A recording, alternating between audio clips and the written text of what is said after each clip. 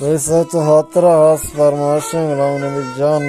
Aşar Dokandar Abdülvahab Aşari Mehmet Zelman Nur Mehmet Mavc Rahim Bahar Zübeyir Zabadi Yasin Yadigar و مدیوان چشم و چراغ سلیمان چواجنا و مهنجان چا افسر و پهلوان گوشنده پهلوان عبداللطیف و پهلوان دوستین خاص فرمایشیں دیوان ہندو کے وشمی فرمایشیں دو امین ارشاد ہیں امید ہے شمارا دوستوں پسند بھی